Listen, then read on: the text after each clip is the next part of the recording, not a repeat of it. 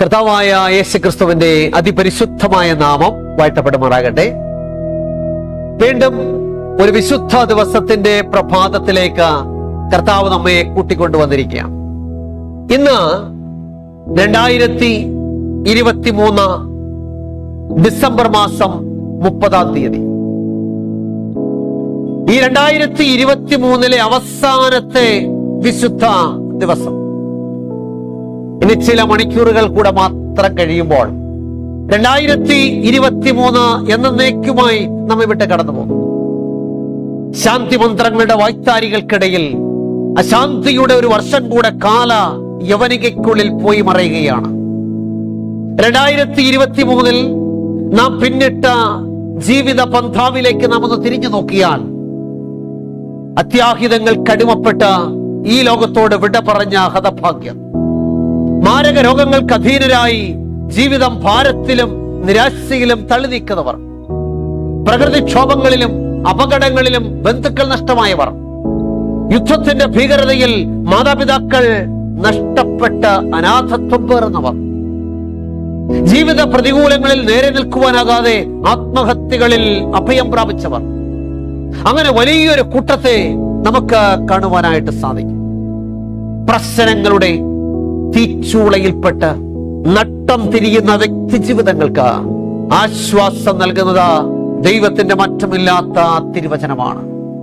പ്രശ്നങ്ങളുടെ ഊരാക്കുടുക്കുകളിൽ അകപ്പെട്ട് കൈകാലിട്ടടിക്കുന്നവർക്ക് പ്രത്യാശ നൽകുന്നത് ദൈവത്തിന്റെ മാറ്റമില്ലാത്ത തിരുവചനമാണ്. 2023 ഉമ്പറപ്പടി വാതിൽക്കൽ നിന്നും 2024 ഭൂമുഖത്തേക്ക് നാം കാലെടുത്ത് വയ്ക്കുവാനായിട്ട് ഒരുങ്ങുമ്പോൾ, പ്രിയമുള്ളവരെ, ഈ പുതിയ ദിവസം ദൈവത്തിന്റെ മാറ്റമില്ലാത്ത തിരുവചനമാകുന്ന മന്ന ഭക്ഷിച്ചുകൊണ്ട് നമുക്ക് പുതിയ ദിവസത്തെ വരവേൽക്കാം, പുതിയ വർഷത്തെ വരവേൽക്കാം. ഇന്നത്തെ നമ്മുടെ പ്രഭാത മന്നയുടെ ചിന്താവിഷയം ഭാഗ്യകരമായ പ്രത്യാശ എന്നുള്ളതാണ്. എന്താണ് നമ്മുടെ ചിന്താവിഷയം? ഭാഗ്യകരമായ പ്രത്യാശ. ചിന്തയ്ക്ക് ആധാരമായി നമുക്കൊരു വാക്യം വിശുദ്ധ വേദപുസ്തകത്തിൽ നിന്ന് വായിക്കാം. അപ്പോസ്തലനായ പൗലോസ് തീത്തോസിന് എഴുതിയ ലേഖനം 2-ാം അധ്യായം അതിന്റെ 11 മുതൽ 13 വരെയുള്ള വേദഭാഗം. തീത്തോസിന്റെ ലേഖനം അതിന്റെ 2-ാം അധ്യായം 11 മുതൽ 13 വരെ. അവിടെ നാം ഇങ്ങനെ വായിക്കുന്നു: സകല മനുഷ്യർക്കും രക്ഷാകരമായ ദൈവകൃപ ഉദിച്ചുവല്ലോ, നാം ഭാഗ്യകരമായ പ്രത്യാശയ്ക്കായിട്ടും മഹാദൈവവും നമ്മുടെ രക്ഷിതാവുമായ യേശുക്രിസ്തുവിന്റെ തേജസ്സിന്റെ പ്രത്യക്ഷതയ്ക്കായിട്ടും കാത്തുകൊണ്ട് ഭക്തികേടും പ്രപഞ്ചമോഹങ്ങളും വർജിച്ചിട്ട് ഈ ലോകത്തിൽ നീതിയോടും ഭക്തിയോടും സുബോധത്തോടും കൂടെ ജീവിച്ചു പോരേണ്ടതിന് അത് നമ്മെ ശിക്ഷിച്ച് വളർത്തുന്നു. തിരുവചനത്തിലെ വളരെ സുപ്രധാനമായ ഒരു വാക്യമാണ് വായിച്ചത്. സകല മനുഷ്യർക്കും രക്ഷാകരമായ ദൈവകൃപ ഉദിച്ചുവല്ലോ, നാം ഭാഗ്യകരമായ പ്രത്യാശയ്ക്കായിട്ടും മഹാദൈവവും നമ്മുടെ രക്ഷിതാവുമായ യേശുക്രിസ്തുവിന്റെ പ്രത്യക്ഷതയ്ക്കായിട്ടും കാത്തുകൊണ്ട്. അപ്പൊ നമുക്കൊരു ഭാഗ്യകരമായ പ്രത്യാശയുണ്ട്. എന്താണ് നമ്മുടെ ഭാഗ്യകരമായ പ്രത്യാശ? ഈ ലോകത്തിലുള്ള സകല ക്രൈസ്തവന്റെയും ഏറ്റവും വലിയ പ്രത്യാശ കർത്താവായ യേശുക്രിസ്തുവിന്റെ 2-ാം വരവാണ്. ഈ ലോകത്തിന്റെ ആശങ്കകളും ആകുലതകളും ഒക്കെ ഇറക്കി വെച്ച നാം ആനന്ദിക്കുന്നത് കർത്താവായ യേശുക്രിസ്തുവിന്റെ 2-ാമത്തെ വരവിലാണ്. ഇന്നത്തെ രാഷ്ട്രീയ മതമണ്ഡലങ്ങളിൽ ഉണ്ടായിക്കൊണ്ടിരിക്കുന്ന മാറ്റങ്ങൾ കർത്താവായ യേശുക്രിസ്തുവിന്റെ വരവിനെ വിളിച്ചറിയിക്കുന്നു. പ്രകൃതിയിലും ജീവജാലങ്ങളിലും മനുഷ്യരിലും മനുഷ്യ സ്വഭാവത്തിലും കാലാവസ്ഥയിലും ഒക്കെ ഉണ്ടായിക്കൊണ്ടിരിക്കുന്ന മാറ്റങ്ങൾ ഒരു മഹാസംഭവത്തിന്റെ മുന്നറിയിപ്പാണ്. അതെ, നമ്മുടെ കർത്താവായ യേശുക്രിസ്തുവിന്റെ വരവിന്റെ മുന്നറിയിപ്പുകളാണ്. ബത്ലഹേമിൽ ജനിച്ച് കാൽവറിയുടെ കുലക്കളത്തിൽ മരിച്ച് അരിമത്യക്കാരൻ യോസഫിന്റെ കല്ലറയിൽ അടക്കം ചെയ്യപ്പെട്ട് റോമാ ഗവൺമെന്റിന്റെ മുദ്രയും റോമാ ഗവൺമെന്റിന്റെ കാവലും തകർത്തുകൊണ്ട് ഉയർത്തെഴുന്നേറ്റ് 40 നാൾ സ്വർഗത്തിലേക്ക് കരേറിപ്പോയ യേശു കർത്താവ് നമുക്കൊരു വാഗ്ദത്തം നൽകിയിട്ടുണ്ട്. എന്താണ് വാഗ്ദത്തം? യോഹന്നാന്റെ സുവിശേഷം 14-ാം അധ്യായം 1 മുതൽ 3 വരെ. യോഹന്നാൻ 14, 1 മുതൽ 3 വരെ.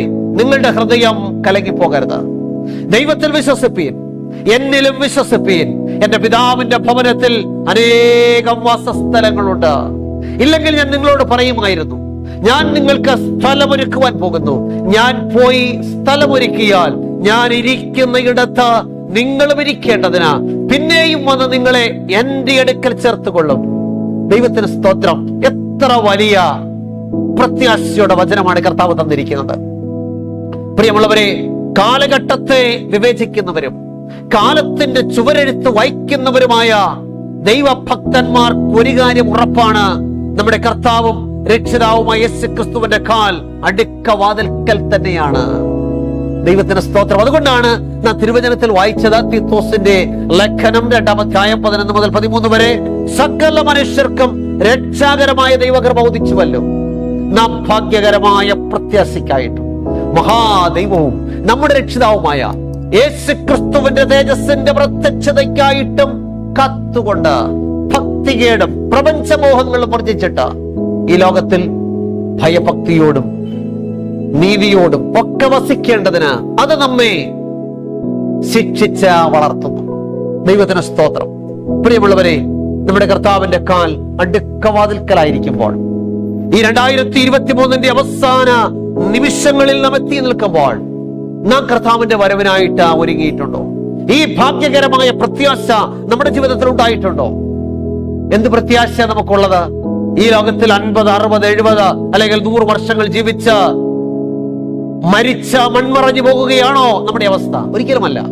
കർത്താവിന്റെ തേജസ്സിന്റെ പ്രത്യക്ഷതയിങ്കല കർത്താവിനെ എതിരേൽക്കുന്നവരുടെ കൂട്ടത്തില് നാം കാണപ്പെടും എന്നുള്ളതായിരിക്കണം നമ്മുടെ പ്രത്യാശ. അതിനായിട്ട് നാം എന്ത് ചെയ്യണം? നാം കർത്താവായ യേശുക്രിസ്തുവിനെ നമ്മുടെ സ്വന്തം രക്ഷിതാവായിട്ട് സ്വീകരിക്കണം. നാം മാനസാന്തരപ്പെടണം.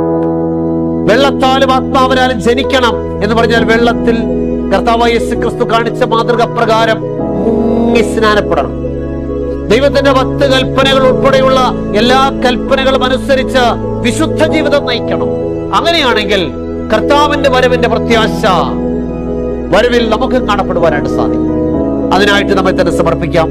2023 അവസാനത്തെ വിശുദ്ധ ദിവസത്തിന്റെ നല്ല പ്രഭാതത്തില് നമ്മളെ തന്നെ പൂർണ്ണമായിട്ട് സമർപ്പിക്കാം. എത്ര പേർ തീരുമാനമെടുക്കും കർത്താവിനെ രക്ഷിതാവായിട്ട് സ്വീകരിക്കുവാൻ? ഞാൻ പ്രാർത്ഥിക്കാനായിട്ട് പോവുകയാണ്.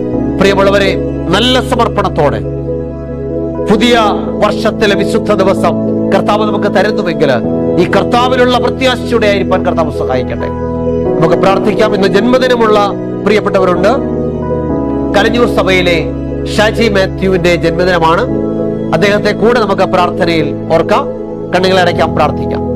അടിയങ്ങളെ ആഴമായി സ്നേഹിക്കുന്ന ഞങ്ങളുടെ നല്ല ദൈവമേ, സ്വർഗ്ഗസ്ഥ പിതാവേ, കർത്താവേ, 2023 അവസാനത്തെ വിശുദ്ധ ദിവസത്തിനായി സ്തോത്രം. ഈ നല്ല പ്രഭാതം എന്റെ കർത്താവടികൾക്ക് ദാനം തന്നതിനായിട്ട് സ്തോത്രം. അനേക പ്രിയപ്പെട്ടവർ ഈ 2023 മരിച്ച് മൺമറഞ്ഞു പോയപ്പോൾ, ഈ ഭൂമിയുടെ മുഖത്തുനിന്ന് മാറ്റപ്പെട്ടപ്പോൾ, അവിടുന്ന് നിങ്ങളുടെ ആയുസ്സിനെ ദീർഘിപ്പിച്ച 1 വർഷം കൂടെ നിങ്ങളെ നിർത്തിയ ദൈവകൃപയ്ക്കായിട്ട് നന്ദിയോടെ സ്തോത്രം. ഇന്ന് വചനം കേട്ട എല്ലാ പ്രിയപ്പെട്ടവരെയും കർത്താവ് സമൃദ്ധിയായിട്ട് അനുഗ്രഹിക്കണമേ. കേട്ട വചനം അടിയങ്ങൾക്ക് ശിക്ഷാവിധിക്ക് കാരണമാകാതെ അടിയങ്ങൾ എല്ലാവരും നിത്യജീവന അവകാശികളായി തിരുവനന്തപുരം സഹായിക്കണമേ. കർത്താവെ, തീരുമാനങ്ങൾ എടുത്തിരിക്കുന്ന പ്രിയപ്പെട്ടവർക്കായിട്ട് സ്തോത്രം. പുതിയ വർഷത്തില് പുതിയ തീരുമാനത്തോടെ പുതിയ പ്രതിഷ്ഠയോടെ ആയിരിക്കാൻ പ്രിയ മക്കളെ സഹായിക്കണമേ. ഇന്ന് ജന്മദിനമുള്ള പ്രിയ ഷാജി മാത്യുവിനെ ഓർത്ത് പ്രാർത്ഥിക്കുന്നു. പ്രിയ മകന് പുതിയ വർഷം എല്ലാ അനുഗ്രഹത്തിന്റെയും നന്മയുടെയും വർഷമാക്കി തീർക്കണമേ. കർത്താവിൽ ആശ്രയിച്ച് സമർപ്പിക്കപ്പെട്ട നല്ല ക്രൈസ്തവ ജീവിതം നയിപ്പാൻ പ്രിയ മകനെ കർത്താവ് ഒരുക്കണമേ. അടിയങ്ങളെ മുറ്റുമായിട്ട് സമർപ്പിക്കുന്നു.